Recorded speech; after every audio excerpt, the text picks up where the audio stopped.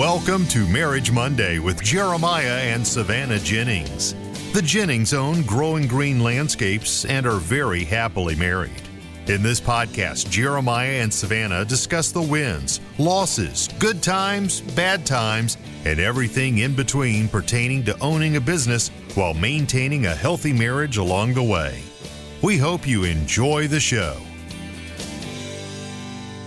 What's going on, everybody? Thank you so much for tuning in to the episode today here on the Growing Green Podcast. This is your host, Jeremiah Jennings, and I'm super excited to come to you today with another fresh new episode for your Monday. Hope you guys are doing well and having a great week out there. Start of the week if you're listening in real time, if you're catching up because you were in Charlotte for the Leadscaper event.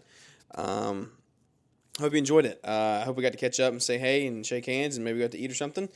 But we are having a great time in Charlotte, and it's been a great event. It's going to be a great event. So I am really pumped to come to you today for our Marriage Monday, and I'm rocking solo. And the reason for that is simply because I want to talk to the husbands today. You heard last week on our Marriage Monday that we're going to be talking a lot about this book, The Ruthless Elimination of Hurry, and what that looks like, and how we can embody that in our marriage, in our relationships, in our families, and we're going to really uncover that as we go longer. But today, before we go any further into the series, I want to just point out a few things, and I'm talking to myself here like all the way through this, but I want to point out a few things that I believe are very, very important and crucial to a healthy marriage and relationship based off of how you treat your wife.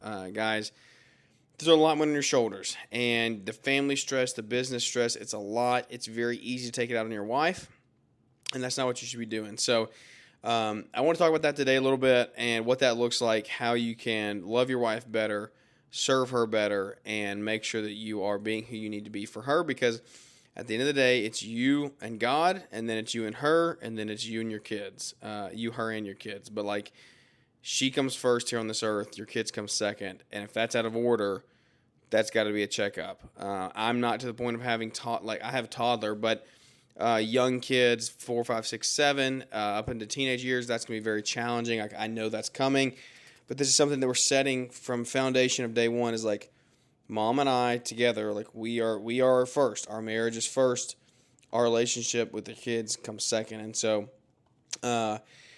I just want to talk like directly to the husbands, and it doesn't matter if you've been married 5 years, 10 years, 15 years, whatever. This is just a reminder and a challenge for you to love your wife well. I'm talking to myself all the way through this. The Bible says, husbands, love your wives just as Christ loved the church and gave himself for her. Like, you're supposed to love your wife just as much as Christ loved his church that he came and died for. So keep that in mind. But I got a few things that I want to talk through today, and I'm going to keep it short and sweet. But because look, your guys, we're talking mainly to the guys. If you're a woman that's still listening, cool. But we're going to be very pointed, very honest, and very straight to the point. And I want to run through some things because I know y'all probably have a lot to do, but I want to give you the most help and benefit that I can on this topic. And so point number one, lead with service. Don't just control everything. Leading in a biblical sense, in a biblical marriage, is not dominance, right? It's not, I tell you what to do, you listen to me, I'm in control. It's not that at all. It's actually quite the opposite. It is literally servanthood. How can I serve you better? How can I serve you in the ways that you like to be served? How can I love you the way that you like to be loved? And, in this book we talked about last week, and it's coming more and more, we're going to see as like, love is not efficient. It's not. Relationships are not efficient. It's not a good time management thing. Like, it is not. It takes time. And so how can I serve you better? And what is that? How can you make her day easier? If she's got the kids all day, can you do bedtime? Can you do bottles? Can you wash clothes? Can you do dishes? Like, what can you do to take a little bit of stress off of her? And this is going back to the book. I cannot remember the name of this book for some reason. Like, I know it. Love and Respect. Love and Respect. There we go. The Crazy Cycle. Like, maybe you're in a crazy cycle right now and nobody's doing it for either of you, right? Well, you be first. You step up to the plate and say, all right, I'm going to start serving her. She will, and she will start serving you. And you don't do it to be served by her, but that will happen. That will happen. The wheel will start turning in a positive direction, and you'll see positive changes down the road. So Ask yourself daily, how can you make her day easier? And again, like leadership in marriage, being and leading the family, being the husband that is a good leader, is taking the time and the initiative to love, not just wanting to be served all the time. Like, the most attractive thing that you can do for your wife is literally just serve without needing credit. Like, serve, don't ask for anything to be done, don't ask for anything in response, just do it. And you'll probably get your feelings hurt a few times because she won't say anything, or she may not, like, visibly or actively notice it, but that doesn't mean that she didn't. She may not tell it to you, and that's something that as you guys grow and your relationship grows, you start talking about and communicating, hey, I do these things. I don't want you to bend down and like kiss my feet for what we did for you, but a simple thank you, just to notice that this stuff is being done, that means a lot to me. So the same way that I serve you means a ton to me, and like you can just talk through those things, right? But you got to start this as if you are getting nothing in return. Number 2, speak positively. Don't criticize. And this is something that I have had to work on a lot over the last 5 years. I'm a very I don't know if you would call it type A, but like I'm right, it's my way person. Like, and I'm usually like I try to really only argue if I am right, and that's not the right mentality to have. Like it's not about being right.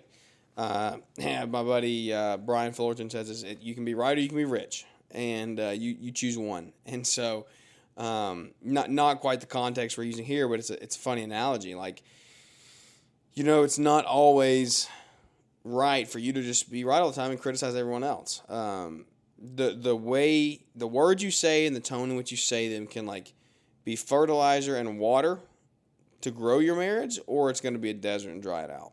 And if you're being very quick to praise and you're slower to point out the flaws, like that's going to be positive energy and positive vibes going into your marriage that you can take and grow from, and your relationship will have good things come from it. Especially like praising in public, commending, talking about her, loving her, and then in private, talk about any corrections or anything that you need to be doing that you think y'all could work through together. Do those things in private, like not criticism, but things that you could grow in together. So I don't know, maybe an action step from that is like say something nice to her once or twice or 3 times today, like something out of the ordinary, and show that you're like actually taking the steps to grow and be a good leader and a better husband for her. And it doesn't mean you're a bad husband, right? Just because you do some of these things doesn't mean you're a bad husband. I better start doing this. I'm a bad husband. This is just like good things to be doing. It's just healthy. It gives your marriage like a new breath of fresh air. This is another one. This is another one that's big, and this may be where we hang up for a minute.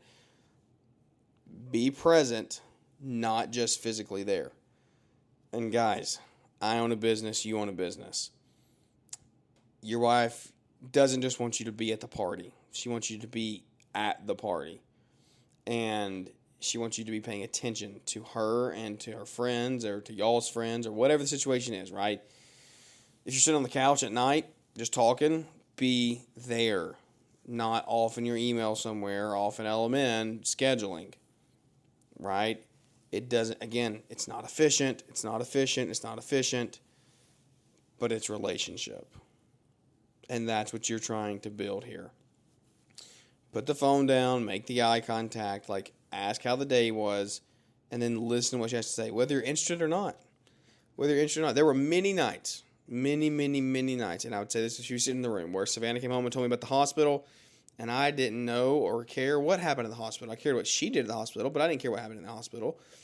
I didn't understand it. There was a disconnect. Same way she doesn't care or talk, like she doesn't understand what I do and when I put plants in the ground or cut grass, right? It's just different. And so if I come home talking about some irrigation system, she's like, yep, that doesn't mean anything to me, but you still listen and you act and you truly do want to hear her because you want to love her and that's what she's passionate about. So whatever that is, you shut up and listen. Just being present communicates value like more than any gift you could give her. You can give gifts, you can do this stuff, but like being present, a lot of women, most women, I would dare say, want quality time. That's their thing. That's their love language. So pick quality time, if that's their love language, and do it to no end. Become very, very good at it. You don't have to go on vacation, right? You just have to care enough to actually engage with each other. And again, I'm preaching to myself here, but this one is for the husbands, guys. Before we wrap up, and like I said, short and sweet, we're going to bang through them. Like, these are just the action steps you can take. And we're not like, these are just like, I hope you can do some of these and see some positive change from it. Pursue like you did at the start. Don't just become complacent because you're comfortable. That's very easy to do. Like, you're comfortable around each other. You're used to seeing each other. You're used to being around each other. Like, don't just be complacent. Don't do that. It's not fun. It's not healthy. None of it. Like, date her, surprise her. Do the things that you used to do when y'all would flirt and you were dating, right? And make sure that you don't just, like, close off that time in life because now you see each other and live with each other every day and go to bed together, right? Small things. Take this away. Small things, doing small little action items like this are big, big, big positive love deposits into the bank account for marriage. Like, very, very big. Just doing the little things add up to be big deposits. You're not just married, right? Like, remember that. You're not just married together for the rest of your life. You actively choose to be together and love each other every single day. So take that, prove it, and do some of these things to actually see positive change in your marriage. So pick some of these, find out which ones work better for you. Maybe some are different. The present quality time, the pursue, the flirting, right? Like positive words, service, acts of service. What are the things? What are her love languages? And find them, do them, and then report back to me and let me know how it worked, because it's probably going to work out pretty good for you. And I hope that this helps spark something positive in your marriage that you may be missing if you're not doing any of these things right now. And so, women, if you are still listening, if your husband does these things, don't act weird, right? Don't act weird. Don't laugh at him. Don't do those things, because that's a quick fire way for him to just not do anything ever again, right? That'll turn him off faster than anything. If he puts the time and the effort in and you blow him off, that's no good. No good at all. So I hope you enjoyed it, guys. I hope this brought you some value. I want you to share this with some friends, maybe some guy friends of yours. Hopefully it made an impact, but it's just like, hey, quick 10, 15-minute hitter here. Do these things, see positive changes. I promise you, you will see positive changes if you do the action steps in today's show. Leave us a 5-star rating review if you don't mind. Come back and listen to us here on Wednesday and Friday for some more business content. And we'll be back with Savannah on Monday for another Marriage Monday next week. Thank you guys for tuning in. I hope you enjoyed it. Without any further ado, guys, that's going to wrap this one up. And we look forward to catching up with everybody here on the next one.